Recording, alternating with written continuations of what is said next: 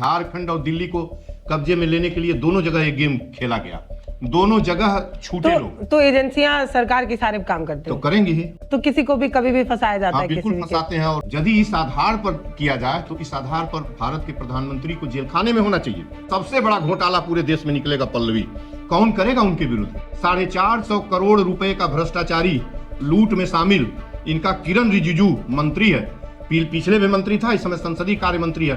क्यों नहीं जांच करा लेते? क्यों नहीं उसको तहखाने जेल में उठा के डाल देते? किरण रिजिजू क्यों सदन में बैठता है? जिस आरोप पर इनको जेल ले जाया गया था वो झूठ है और उस पर नरेंद्र मोदी को जेल में जाना चाहिए। अगर आपको याद हो तो याद होगा कि दिल्ली में एक समय शराब घोटाला एक ऐसा मुद्दा बना हुआ था जो घूम घूम कर यह दिखाने की कोशिश की कि अरविंद केजरीवाल सबसे ज्यादा भ्रष्ट नेता है। शीश महल की खूब चर्चा थी, 24-24 घंटे टीवी चैनलों पर बात हुआ करती थी। लेकिन अब इस पूरे मामले में जो कोर्ट ने कहा है वो सुनने लायक है। कोर्ट ने कहा कि सीबीआई की जो चार्जशीट है उसमें जो सबूत दिए गए हैं उस आधार पर मुकदमा चलाया ही नहीं जा सकता। यहां तक कि कोर्ट ने यह भी कह दिया कि अरविंद केजरीवाल का नाम उसमें क्यों लाया गया है यह भी समझ से परे है। एक सिटिंग सीएम को जबरदस्ती किसी मुकदमे में घसीट लाना, उसका नाम ले आना, ये सब कुछ कोर्ट ने कहा है, हम आप नहीं कह रहे हैं। कोर्ट कह रहा है कि इतनी लंबी चार्जशीट जो सीबीआई की तरफ से दी गई थी उस चार्जशीट में कई खामियां थी। मतलब आप सोचिए कि एक लंबे समय तक जांच हो रही है लेकिन जो चार्जशीट तैयार हो रही है उसमें खामियां हैं। जो बात लिखी गई है और जो बात कहने के लिए विक्टिम वहां खड़े किए जा रहे हैं, गवाह देने के लिए लोग खड़े किए जा रहे हैं, उनकी कई बात और लिखी हुई बात दोनों अलग अलग पाई जाती है। मतलब हालत इतनी खराब हो गई कि सीबीआई की तरफ से जो वकील खड़े थे उन्हें कोर्ट ने फटकार लगाई, डांट लगाई और वो कुछ कह भी नहीं पा रहे थे। ये सब निचली अदालत में हो रहा था। अभी हाई कोर्ट और सुप्रीम कोर्ट का तो दरवाजा सीबीआई खटखटा ही सकती है, लेकिन मतलब ये बड़ा सवाल यही है कि सीबीआई, ईडी, इस तरीके की बड़ी एजेंसियां किसी को भी कभी भी, अब पता नहीं सरकार के इशारे पे कि किस इशारे पे जो भी एक्शन हुआ है पिछले दिनों वो सारे एक्शन कहीं ना कहीं सवालों के घेरे में आते हैं। आप झारखंड के हेमंत सोरेन का देख लीजिए, अब यहाँ पर अरविंद केजरीवाल का देख लीजिए, उन्हें बाइज्जत बरी किया जाता है और उसके बाद वो कहते हैं कि सरकार एजेंडे के तहत उन्होंने आम आदमी पार्टी को नुकसान पहुंचाया, केजरीवाल को नुकसान पहुंचाया। आखिर क्या हासिल हुआ? इस तरीके की चीजें कही गई और बहुत कुछ कहा जा रहा है। बहुत सारी तस्वीरें भी सामने आ रही हैं, इस पर हम चर्चा करेंगे। हमारे साथ पूर्वांचल गांधी संपूर्णानंद मल हैं और आपको याद हो तो एक आंदोलन भी बहुत, इंडिया अगेंस्ट करप्शन, हाँ, अन्ना हजारे का आंदोलन भी बहुत प्रचलित हुआ था, वहीं से केजरीवाल निकले थे और उस आंदोलन का हिस्सा आप भी थे। तो डायरेक्ट इनडायरेक्ट अरविंद केजरीवाल को आप उस समय से भी जानते हैं जब वो एक नेता के रूप में उभर रहे थे।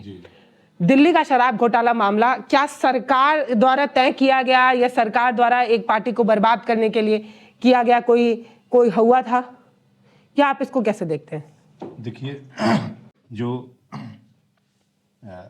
ये इस तरह का गेम बेसिकली जो इंडिया अगेंस्ट करप्शन है ना, जब चालू हुआ, तो जिस करप्शन की बात कर करके वो नेता बने थे, हाँ, खुद एक करप्ट बन बिल्कुल आपने नहीं, खुद बने नहीं, मतलब सरकार ने उनको उसी करप्शन में ऐसे पकड़ लिया और उनकी छवि खराब कर दी। सरकार को खराब पकड़ने का और कांग्रेस को शीशे की तरह चकनाचूर करने का जो काम है ना, ये इनका, केजरीवाल जी का, मैं भी इनके साथ था, मैं इनके साथ केजरीवाल के साथ, किरण बेदी के साथ, स्वामी अग्निवेश तब थे इंडिया अगेंस्ट करप्शन में, मैं देवरिया में था। आप लोग करप्शन मिटा रहे थे? हाँ, करप्शन के लिए जो एक इन्वायरमेंट खड़ा हुआ इंडिया अगेंस्ट करप्शन के बैनर तले, और 15 अगस्त 2011 को जो आंदोलन दिल्ली में चालू हुआ, तो ये हथौड़ा इतना जबरदस्त था कि पूरी कांग्रेस बौखला गई और कांग्रेस सच में इसीलिए आज जब इन्हें बेल मिली, हाँ, तो कांग्रेस की तरफ से ये कहा गया कि अब क्योंकि कई जगहों पे चुनाव है तो आम आदमी पार्टी से लाभ लेना है, इसीलिए उन्हें जो है वो बाइज्जत बरी किया गया। जी।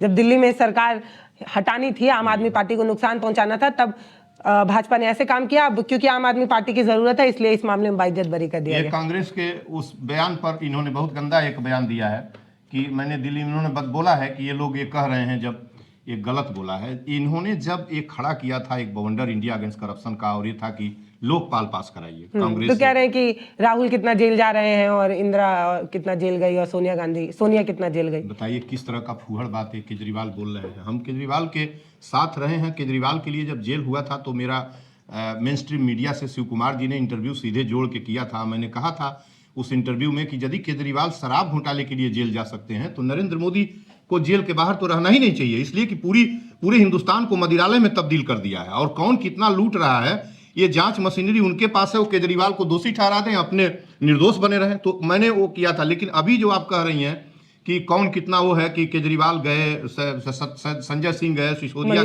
गए, और कौन राहुल गांधी, वाड्रा या सोनिया, वो प्रियंका गांधी जो भी है नहीं गए। केजरीवाल को इस तरह का फूहड़, और पढ़े लिखे व्यक्ति हैं, टेक्नीशियन, उस देश के वो परिवार है, उसकी उसकी उसकी दादी आपको पता ही है कि देश के लिए शहीद हुई हैं, उसके पिता आपको पता ही है देश के लिए शहीद हुए हैं। एक लिट्टे को और सेपरेशन साउथ को लेकर डर पैदा था, उसके लिए हुई थी। और एक जब पंजाब में भिंडरवाला मांग कर रहा था कि हमको खालिस्तान चाहिए, तब मारे गए। आप इतना छोटा बयान दे रहे हैं कि वो जेल में, और आपके पैरेलल जब प्रोसीडिंग आपके साथ चल रही थी आपको जेल में डाल दिया। और इस द्वेष जानता है कि आपको द्वेष बस नरेंद्र मोदी ने जेल में डाला था कि वो सत्ता जीत जाए, आपको बदनाम कर दें। ये दुनिया जानती है। आपको इस तरह के कांग्रेस के विरुद्ध फूहड़ जवाब देना, केजरीवाल का बयान हमको अच्छा नहीं लग रहा, लेकिन मैं इसलिए डिबेट पर हूं आज। लेकिन कांग्रेस पार्टी के भी लोग इस तरीके की बात कह रहे थे कि इसलिए उन्हें छोड़ दिया गया क्योंकि आम आदमी कांग्रेस तो कहेगी, इसलिए कहेगी कि कांग्रेस आज यदि शीशे की चूरा बनी है तो इस इंडिया अगेंस्ट करप्शन और उसके लेकिन ये भी देखना चाहिए कि राहुल गांधी ने नहीं कहा, चाहे कोई बड़ा राहुल गांधी इस तरह का फूहड़ जवाब दे नहीं सकते। पहली बात, हम राहुल गांधी की बात छोड़ दीजिए, केजरीवाल को ये बात इसलिए आपको अपने मुंह से नहीं कहना नहीं, जब केजरीवाल का ये सब छोटापन है कि जब केजरीवाल ये हथौड़ा चला दिए और जब दिल्ली से अरे अन्ना जी थे जाने लगे, और ये केजरीवाल ये न समझे कि इनके किसी ट्रांसपेरेंसी के लिए सत्ता इनको मिल गई या कोई दिल्ली के लिए मसीहा बन के आए थे। सत्ता इसलिए मिल गई कि कांग्रेस के विरुद्ध देश की जनता बौखलाई हुई थी और सत्ता दिल्ली में बदलना ही था, और ये सत्ता में आ गए और कांग्रेस शीशे की तरह टूटी और केंद्र में भाजपा आ गई। तो उस समय मैं इनके साथ ही था। मुझे रोज बात होती थी शाम को, जब 16 अगस्त को मैं अनशन पर बैठा देवरिया सुभाष चौक पर, तो लाइन से आशुतोष एक थे, आशुतोष बात कराते थे, केजरीवाल करते थे, किरण बेदी करती थी, स्वामी अग्निवेश बात करते थे, तो बीच में ही हट गए थे। और प्रशांत शांति भूषण जीवित थे, प्रशांत भूषण भी थे। तो मैं गया था तो मिला भी था, जब दिल्ली में रिसर्च के लिए गया तो मैं वैशाली में उनके आवास पर गया। उन्होंने कहा कि आप आइए और मेरे साथ जो है टैगोर गार्डन में आप संभालिए, हमारे साथ आइए। उन्होंने बड़ा स्वागत किया, मिले भी। मैं उनका और किसी चीज़ का विरोध नहीं करता। जो बयान इस तरह के कर रहे हैं, आपको आज जिस व्यक्ति से खतरा है, अकेला नरेंद्र मोदी हिंदुस्तान को तबाह करने पर लगा हुआ, इस देश का पीएम, एक के बाद इनको चूंकि मजबूत व्यक्ति थे, इनको पहले जेल में, अब तो जेल में इसके डाल देने से पार्टी कितना छवि बिगड़ी, पार्टी किस तरीके से हार गई। वहां संजय सिंह को जेल में डाले, सिसोदिया को जेल में डाले, हेमंत सोरेन को एक समय झारखंड और दिल्ली को कब्जे में लेने के लिए दोनों जगह एक गेम खेला गया, दोनों जगह छूटे लोग। तो एजेंसियां सरकार के सारे काम करते तो करेंगी ही, वो तो करेंगी ही, उसमें कौन बड़ी बात है। तो किसी को भी कभी भी फंसाया जाता है, बिल्कुल फंसाते हैं। और ये केवल नरेंद्र मोदी के समय का मामला थोड़ा ना है, ये तो जो रूलिंग पार्टी केंद्र में रहती है। लेकिन सिटिंग सीएम पर इस तरीके की कार्रवाई नहीं हुई है मेरी जानकारी में कि उनको घसीट के उनके घर से उठा के जेल में डाल दिया जाए, ऐसा हुआ क्या? अरे 7 बार वारंट जारी होने के बाद जो है लालू को सड़ा दिया गया जेल में डाल के। आप कह रही हैं बात, वैसा ज्यादा जनवादी नेता को हिंदुस्तान के जो राजनारायण के जो है आंदोलन से निकले हुए थे उनको सड़ा दिए, उनका करियर खत्म हो गया। कह रही हैं कि ऐसे किसी नेता को नहीं छोड़ा गया। नरेंद्र मोदी की बात यह है ना कि नरेंद्र मोदी अपने हिसाब से काम करते हैं इस देश के। और सवाल यह है कि संजय सिंह ने कहा सदन में कि ज्यादा मत बोलो, आज सत्ता में हो, यही शब्दावली है, कल हटोगे तो जेल में जगह नहीं मिलेगी, जेल में जाओगे। तो ये तो उनको भी पता है कि कौन क्या कर रहा था। और जिस आधार पर मैं अपोज इस बात की कर रहा हूं कि जिस ग्राउंड पर आपने केजरीवाल को जेल में ले गए थे, केजरीवाल को, सिसोदिया को, जो शराब घोटाला और मिसमैनेजमेंट का जो भी एविडेंस गायब करने का, हटाने का था, यदि इस आधार पर किया जाए तो इस आधार पर भारत के प्रधानमंत्री को जेल खाने में होना चाहिए। भारत में कितनी मदिरालय, कैसी जगह दुकानों को खोले हैं और सबको कॉम्पैक्ट बना दिया गया, खूबसूरत सा। अब उसमें आप लिख के, पहले नहीं लिखा रहता था, अब और प्राइम सड़क पर, हाईवे पर लिखा हुआ है सार्वजनिक। जागरण जैसे गोरखपुर प्रेस के सामने 2013 के पहले सब नहीं था, मदिरा की मॉडल शॉप, अब बगल में बोर्ड लगा है बार, बैठकर पीने का स्थल, एसी बार लिखा है। हिंदुस्तान में कभी नरेंद्र मोदी से मैं पूछूं कि कितनी दलाली उसमें, हिंदुस्तान में सबसे बड़ा घोटाला पूरे देश में निकलेगा पल्लवी, कौन करेगा उनके विरुद्ध, कौन जांच एजेंसी करेगी?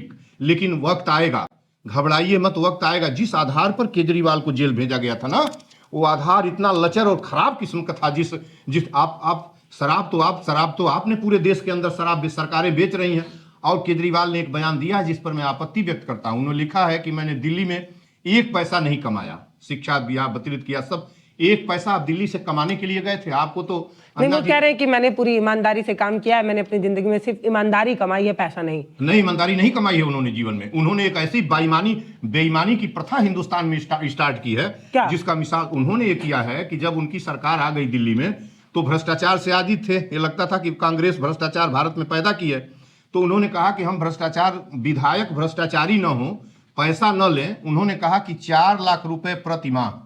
उन्होंने बहुत कुछ कहा था कि हम अपने घर में रहेंगे, ट्रेन से आएंगे, ये करेंगे, वो करेंगे। सिंपल जीवन तो जीते, उनके सादगी की मिसाल दी जाती है। जो उन्होंने कहा था वो बहुत लंबी सूची है, लेकिन किया उसमें एक भी नहीं। जब उनका आवास पहली शिफ्ट में खाली होने लगा तो तमाम तर्क दिए कि हमको रहने दिया जाए, उसकी परीक्षा है, उसकी तबीयत खराब है। अरे मर जाना मंजूर है, लेकिन सच में ईमानदारी के साथ निकल के जाते अपने आवास में वैशाली के अंदर, कहते नहीं हम नहीं रहेंगे, हम उस पर नहीं जा रहे हैं। इन्होंने देश में पहली बार असेंबलीज में इन्होंने प्रपोजल रखा कि विधायक का तनख्वाह 4 लाख रुपए। तो अच्छा ही था कि विधायक लोग ज्यादा तनख्वाह पाएंगे तो चोरी दलाली नहीं करेंगे। नहीं जाएगा, किसके घर से जाएगा? केजरीवाल के बाबूजी कमाएंगे कि दिल्ली की जनता कमा के टैक्स का पैसा देगी? कहां से भोग विलास? ये भारत के इतिहास में असेंबलीज और मेंबर ऑफ पार्लियामेंट में आप इकोनॉमिक की एक भारत की अर्थव्यवस्था, उसका पढ़िए, पटेल की पुस्तक है पतली सी, उसमें इसी पर डिस्कस और पत्र लिखा गया है कि 500 यदि हम उसको मंत्रियों का पर मंथ भत्ता दे दें तो कितना बजट के ऊपर कितना हमारा नुकसान होगा। आप 4 लाख रुपया प्रति विधायक का जब ये प्रपोजल आप रखे हैं, उसके पहले 25,000, 15,000, 30,000, 35,000 ऐसे विधायक का वेतन हुआ करता था।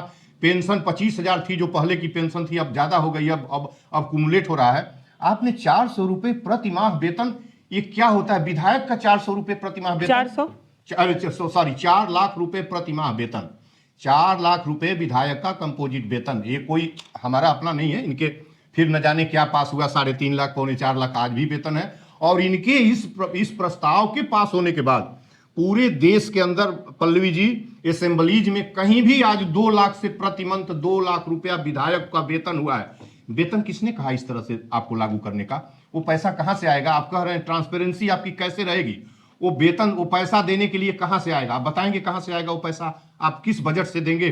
निधियों की चोरी नहीं करेगा, आपके पास सर्टिफिकेट है कि विधायक आपका निधि की चोरी नहीं करेगा? आप 40 लाख महीने दे दें। तो ये जो बात करते हैं ना, वो बहुत लच्छेदार ऊंची बात करते हैं। अरे सत्ता को छोड़ के जब जिस मसीहा के बदौलत आप खड़े हुए थे, क्या आपको जानता कौन था? जिस ईमानदार दूसरे गांधी को ले आए थे, उसने कहा कि नहीं, सत्ता में नहीं रहना है, बाहर रह के काम करना है। सच में आपको देश के लिए भक्ति थी, काम करना था तो बाहर रह के काम करते। लेकिन यह भी सही है कि सदन में बिना गए, आज संजय सिंह आज सदन के अंदर हैं तो आवाज उठाते हैं, आवाज उठाने के लिए चाहिए ही चाहिए। लेकिन ये 4 लाख का आपने वेतन किसके प्रपोज, ये रेशनलिटी इसमें कहां है? क्यों 4 लाख का वेतन विधायक 4 लाख का वेतन पाएगा तो ईमानदारी से रहेगा, नहीं तो बेईमानी करेगा? यही आपकी थियरी है। तो पल्लवी, सवाल ये सब तो ठीक है, लेकिन मतलब मशीनरी इस समय जिस तरीके से इस्तेमाल की जा रही है, चाहे आप झारखंड में देखिए, दिल्ली में देखिए, कहां नहीं देखे, अलग अलग जगहों पे देखिए, ये मतलब सीबीआई जैसी एक संस्था एक चार्जशीट तैयार करती है और खड़ा नहीं हो पाता है वहां पे। मतलब जब सुनवाई होती है तो ये कहा जाता है कि आपने जो सबूत इकट्ठा किए हैं वो इस काबिल भी नहीं है कि हम इस पर जो है वो आगे की कार्रवाई कर सके। ये देखिए, जितनी भी इस तरह की, यही झारखंड की, मतलब ये कब से ये मुकदमा चल रहा है, ये 4 साल हो गया। 4 साल में ये चार्जशीट नहीं तैयार, इस काबिल चार्जशीट नहीं तैयार कर पाए कि कोर्ट जब सुनवाई करता तो ये मानता कि ये चार्जशीट में इतने गंभीर वो है कि मुकदमा चलाया जा सके। नरेंद्र मोदी भारत के प्रधानमंत्री ने पूरी मशीनरी का, वो बुरे हैं अच्छे हैं वो अलग बात है, लेकिन आप किसी झूठे मामले में किसी सीएम को फंसाने की कोशिश करते हैं, एक चाल चल के आप उनकी पूरी पार्टी बर्बाद करते हैं, 4 बड़े नेताओं को जेल में ठूस देते हैं, ये भी तो संवैधानिक नहीं है ना। मतलब ये पूरी तरीके से गलत है। नरेंद्र मोदी को कोर्ट ये कह रहा है कि अरविंद केजरीवाल का नाम इसमें क्यों लाया गया, ये तो पूरे चार्जशीट में समझ में ही नहीं आता, कुछ ऐसी चीजें ही नहीं। बहुत सारी बातें कोर्ट ने की है।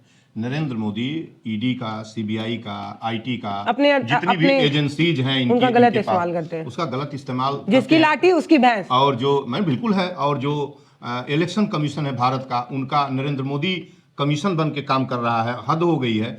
और केजरीवाल को इस तरीके से ले जाने के पीछे पूरी तरह था कि दिल्ली में इनको एक तो बदनाम कर दे फर्स्ट राउंड में, इन द मीनवाइल इलेक्शन ईमानदारी के नाम पे सरकार बनाए, इनका ईमानदारी पर ही सवाल खड़े हो। सवाल खड़ा कर दें तो टूट गए हो।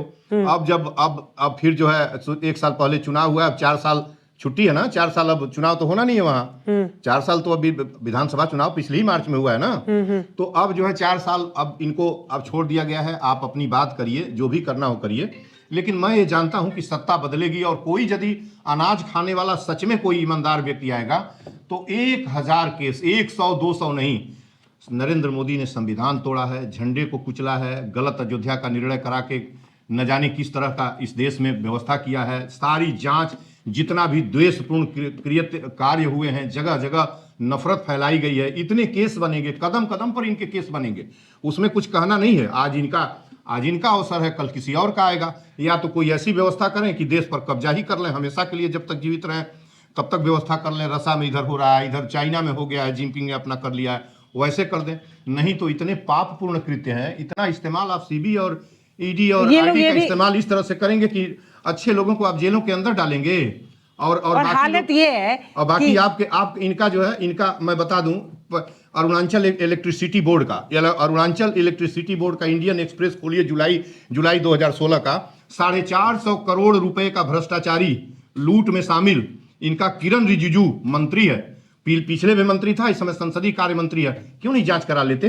क्यों नहीं इसको तहखाने जेल में उठा के डाल देते? किरण रिजिजू क्यों सदन में बैठता है? उसके ऊपर आरोप है 4.5, मेरा आरोप नहीं है। पहले 2016 का गूगल खोलिए और उसमें देखिए द इंडियन एक्सप्रेस की खबर देखिए कि 450 रुपए के इलेक्ट्रिसिटी बोर्ड के स्कैम में इसका नाम है किरण रिजिजू का। कब जेल जाएगा? किससे पूछूं कब जेल जाएगा? सीधा सीधा उसके ऊपर आरोप है। और आप लोगों के ऊपर जो आरोप है उसकी तो कहानी ही पूरी कर दीजिए कि मॉनिटाइजेशन के नाम पर हिंदुस्तान की सारी रिसोर्स और दौलत को आपने बेच दिया। किसी की बात सुननी नहीं है आपको, आप डेमोक्रेटिक तरीके से कुछ सुनते ही नहीं। कानून आपके हाथ में है, मशीनरी आपके हाथ में है, किसी की बात नहीं सुनते। आप डिक्टेटरशिप जैसे सत्ता चला रहे हैं, जिसको उठा के डालना हो जेल में डालें। केजरीवाल को सत्ता का भूख सता रहा था तो जेल में गए, जेल में जाके उनको आत्मोत्सर्ग कर देना चाहिए था, मर जाना चाहिए हिंदुस्तान के लिए। तब इस देश को पता चले बिना शहादत के कुछ नहीं होगा। जब एक ईमानदार उनको सत्ता की भूख क्यों बाहर आए, कहते नहीं हम नहीं जाएंगे, तुम इसी में देश में हमको सड़ा दो। नरेंद्र मोदी का जुर्म और अत्याचार और संविधान के इतर काम करने का तरीका अब इस देश के लिए बहुत भारी पड़ रहा है। आप ये भी समझिए कि जो सरकार अपने आप को ये कहती हो कि सबसे ईमानदार और पाक साफ है, वही सरकार जब संविधान और अपने तमाम एजेंसियों का गलत इस्तेमाल करती है। ईडी तो एक ऐसा भूत बन गया है कि जो नेता इनके खिलाफ बोल दे या विपक्ष के नेताओं को डराने के लिए ये फटाक से ईडी को दौड़ा देते हैं। और ईडी हर बार जो है कहीं दबिश डालती है, कहीं छापा मारती है, कुछ इस तरीके का काम करती है। और जब लोग इनके पार्टी में शामिल हो जाते हैं, भाजपा के डिटर्जेंट से धुला जाते हैं, तो फिर सारी चीजें जो है वो मिट जाती हैं, उन पर सारे एलिगेशन जो है वो खत्म हो जाते हैं। ये पहली बार नहीं है, इस तरीके की घटना पहली नहीं है, लेकिन अब क्योंकि आज सुबह से इस पर खूब चर्चा हो रही है, तमाम वीडियो तस्वीरें सामने आ रही हैं और आपका उनसे जुड़ाव भी रहा है, अरे हमसे डायरेक्ट इनडायरेक्ट उनके आवाज, तो मुझे लगा कि इस पर बात करना जरूरी है कि आप इसको कैसे देखते हैं कि सरकार अपनी चाबुक से किसी का भी मुंह बंद कर सकती है, किसी की सत्ता छीन सकती है, किसी की छवि बर्बाद कर सकती है। और अगर दो नेता है, चलिए नहीं मान लीजिए आप अरविंद केजरीवाल के भी नीतियों का थोड़ा मोड़ा विरोध करते हैं, लेकिन दो नेता आपके सामने कभी नहीं करते, दो नेता आपके सामने हैं। मैं इसलिए कह रहा हूँ मोदी और बात को समझने में देर हुई 13 में, और कांग्रेस तो खंडित चूरा हो गई, टूट के शीशा की तरह टूट गई। और वही धोखेबाज जिसके साथ खड़े हो रहे थे, एक जगह राजनाथ के, अरे एक जगह उनके डॉक्टर मनमोहन सिंह के दरवाजे पर यह था कि आप एजिटेशन करेंगे, उनके दरवाजे पर आप करेंगे, अंबिका सोनी पर आप करेंगे। मैंने उनसे बात किया कि आप डॉक्टर साहब आइए, करना है कि कैसे कैसे करना है। आपको याद होगा कि उस मंच पर जो है भाजपा के राजनाथ भी आए हुए थे इंडिया अगेंस्ट करप्शन में, आपको याद नहीं होगा, पुरानी बात है। तो वो भी आए थे।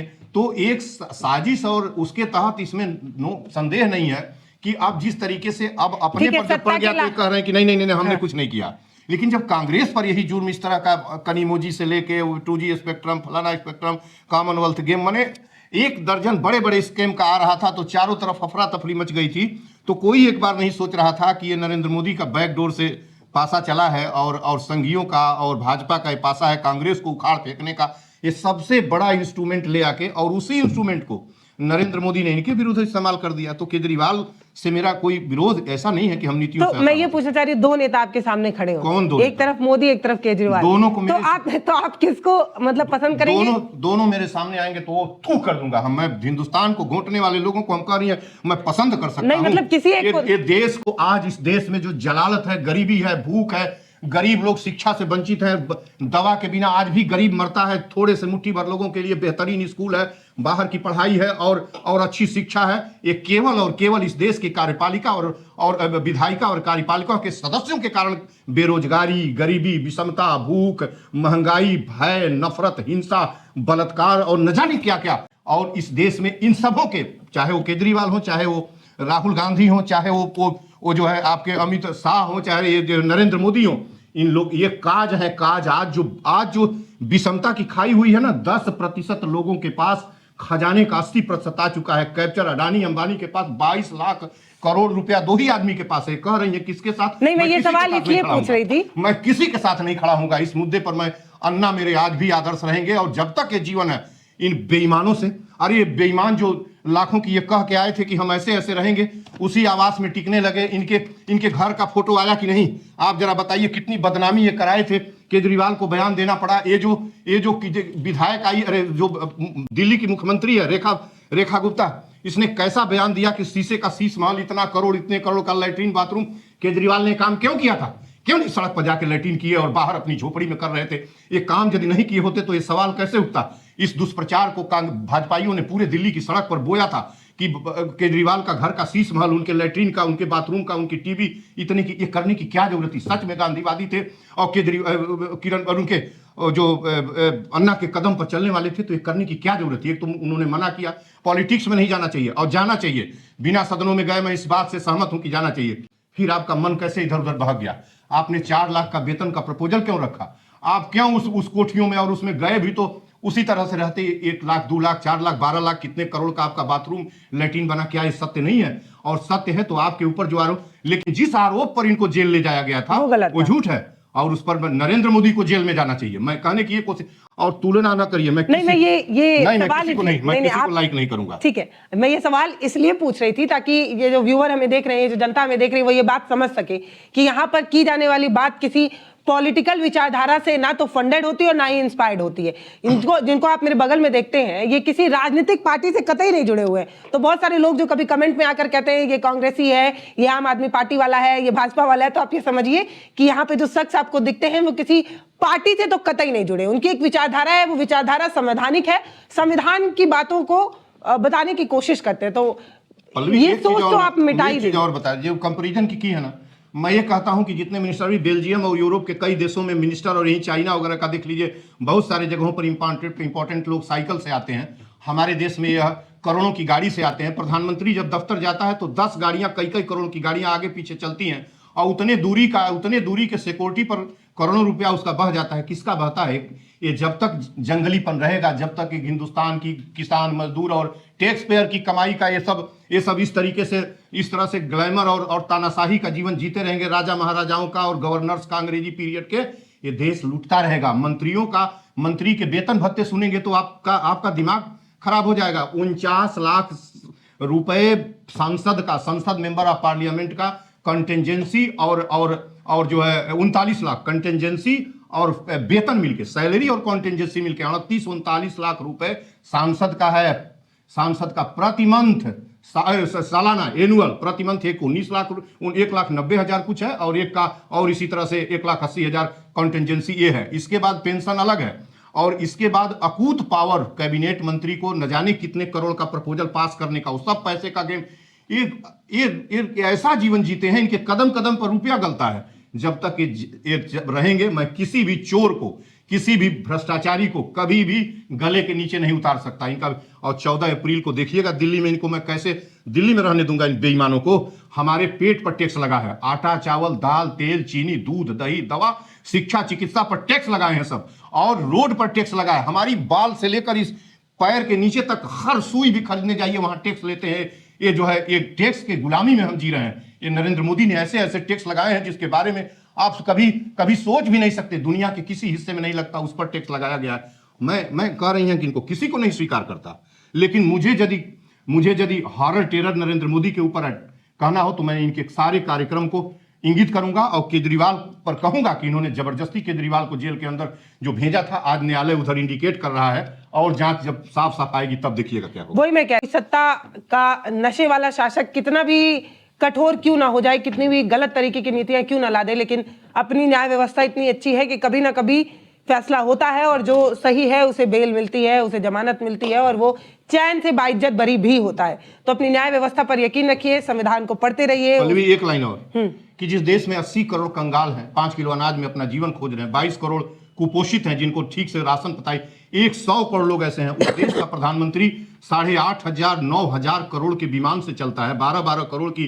गाड़ियों से चलता है, लाख रुपए का पेन, घड़ी, वस्त्र बदलता है। क्या इससे भी बड़ा कोई करप्शन हो सकता है? इंस्टीट्यूशनल करेक्शन, हमें कॉन्स्टिट्यूशनल इंस्टीट्यूशनल, ये पैसा कहां से आता है, किस फंड से आता है, कोई बताएगा हमें? कोई बताएगा? ये डेमोक्रेसी में वोट पाके यही करने गया है क्या इस देश का प्रधानमंत्री और कोई भी नेता? लग्जरी और विलासी जीवन जीने के लिए लोगों ने वोट दिया है? आपसे मैं पूछ रहा हूं, आप एडिटर हैं एक चैनल की, आपको ये सवाल करना चाहिए अपने चैनल। सही बात है, ये जनता के रक्षक है, लेकिन जनता के पैसे को ही अपना समझ लेते हैं और इन पर पैसे का भूत चढ़ जाता है। तब ये जनता के रोटी पर जो है वो टैक्स लगाकर आपके प्लेट के खाने को छीनकर अपना जो है हक समझने लगते हैं। इसीलिए मैं कहती हूं कि आपको जागरूक होना बहुत जरूरी है, आपको अपने मुद्दे पर बात करना बहुत जरूरी है और उन चैनलों को देखिए जो आपके मुद्दे पर बात करते हो। सर आपका बहुत धन्यवाद अपना समय देने के लिए। आपको भी।